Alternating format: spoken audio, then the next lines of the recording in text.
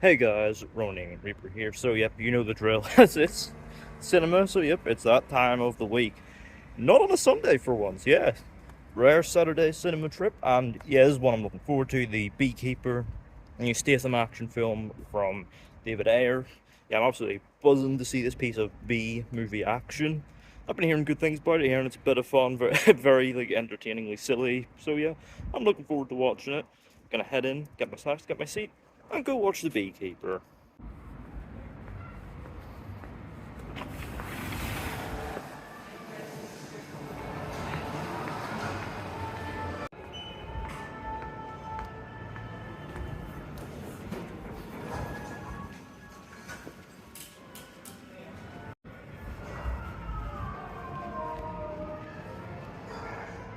So I've got my popcorn here and a Fanta, closest colour to honey that I could find. Hopefully watching Jason Statham deliver the sting in the action scenes. Alright, that's enough bee puns, let's go ahead.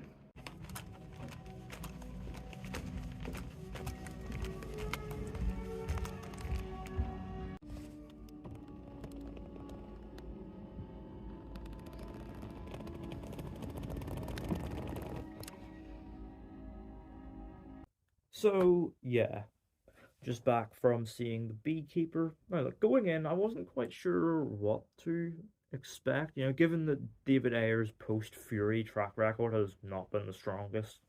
Obviously, there was Suicide Squad, which was butchered in the edit by Warner Bros.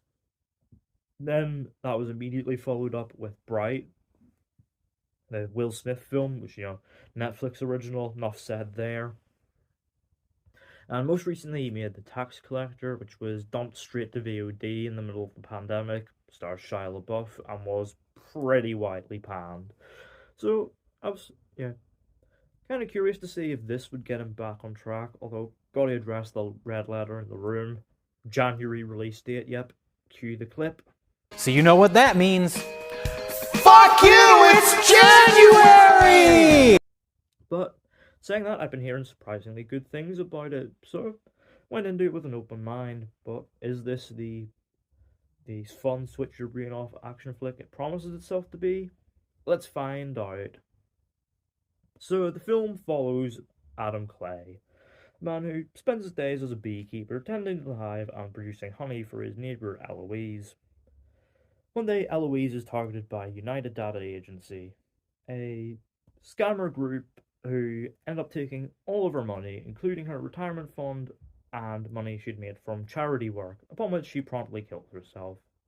However, the network has no idea the beehive they have kicked because, as it turns out, Clay is a former operative in a covert agency known as Beekeepers, and soon Clay is headed on the warpath, with his target being the man who runs the scammer network, Derek Danforth.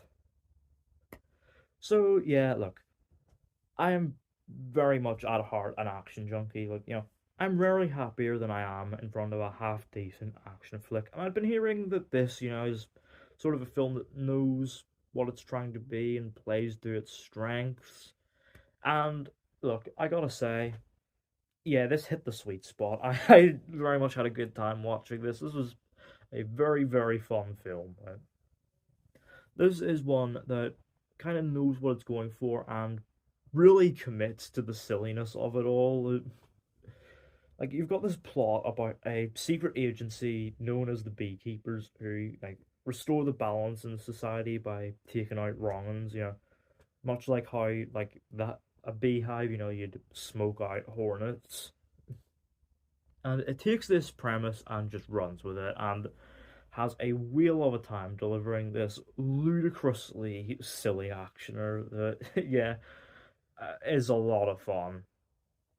Like, obviously, plot-wise, you know exactly how this is playing out. This is very much the they fucked with the wrong guy revenge flick that we've seen done countless times over the years, and yeah, it's executed very well here, and sort of plays squarely to its strengths and commits to how ludicrous it gets. That obviously this is a film which, as well as having an utterly ludicrous, entertaining premise, It also commits very hard to making bee puns. Like, obviously, we've got lines about protecting the hive and smoking out the hornets. Perhaps an absolute highlight has to be somebody's been a busy bee. Yep, this is an actual line of dialogue that is uttered in the film, and it's so utterly brilliant. I could not help but chuckle to myself. Yeah, they commit very hard to the bee puns, and it's very entertaining. But as well as this, really silly tone to it, like, this very silly, self-aware tone, it strikes a perfect balance between that and the, straightforward action movie thrills. 'Cause, we've got some really entertaining action scenes here, and for being a John Wick clone, the action scenes are surprisingly well done. They're well edited, well choreographed, and just very entertaining to watch overall. And they also have a very entertaining and surprising nasty streak to them at points, with these kind of darkly comic overtones. Like, particularly one moment which very much reminded me of a scene from Bottom. You'll know exactly what I'm talking about when you see it. Just absolutely delightful carnage. And obviously, Jason Statham is very much committing to the material here. Like, obviously, the character is called Adam Clay, but let's be real, it's very much just Jason Statham, and he commits as this impressive physicality, obviously, but he's also got this sort of very deadpan demeanor, almost serving as a straight man to the camp silliness around him. He is great fun, and also great fun is the villains that got Josh Hutcherson, fresh off Five Nights at Freddy's, as this, skateboarding slimeball hipster Derek Danforth, who's like this proper spoiled brat. He's an absolute dickhead, and he is so utterly preposterous. It is brilliant. We also have Jeremy Irons as Danforth's guardian angel, Wallace. And look, in this kind of really silly film, Jeremy Irons is right in his element, and yeah, he delivers. Doing this really hammy accent that I can't tell if it's meant to be American or if it's meant to just sound like Jeremy Irons. And to be honest, I don't think I wanted any less. Like, he is so much fun. And we also have some little moments of humor from scenes with Emmy Raver Lampman, of course, from Umbrella Academy, as an FBI agent, and there's some little fun scenes with her dynamic with her long suffering colleague Wiley.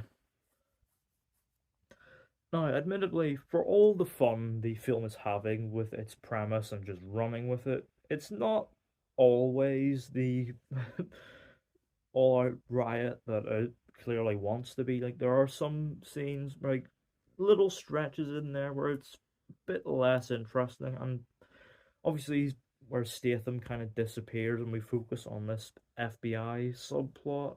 It's not dull or anything, but definitely the film is at its best when it's just, Statham doing his thing, fighting through hordes of armed men. But in saying that, it keeps up a decent pace throughout. It never drags itself out or anything. This is a very tight R45, which is just perfect for this kind of flick. It's not too long, doesn't overstay its welcome, but it's not rushing either. Yeah, this is just on the mark in terms of what you want from this kind of runtime. It's, all killer, no filler, not an ounce of fat. And to be honest, that's exactly how I want it. Although, in saying that, it does end kind of abruptly.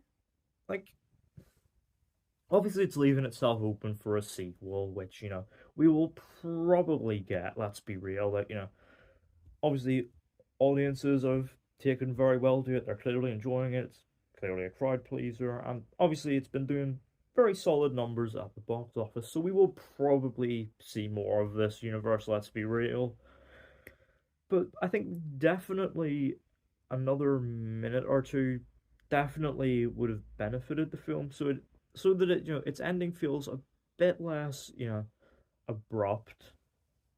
But in saying that, overall, yeah, I did very much enjoy The Beekeeper. It is just a brilliantly stupid, very entertaining action flick that knows exactly what it is going for and, plays squarely to his strengths, no more, no less. And yeah, I would definitely recommend going to see this at the cinema. It's definitely best experienced with a crowd. It's got very entertaining action, it's got some fun little wince-worthy moments, it's got some laughs, and there's some good messages in here about these like scammer networks targeting the helpless. It's just a very entertaining time overall. And yeah, overall, I'm going to give The Beekeeper a 7.5 out of 10. So yeah, let me know down in the comments. Have you seen The Beekeeper? What did you think of it? Would you like to see a sequel? Would you like to see more of Adam Clay and dive a bit more into the Beekeeper organization? Let me know all that down in the comments. Don't forget to leave a thumbs up button if you enjoyed. Don't forget the subscribe button if you're new. And don't forget to turn on post notifications so you don't miss an upload.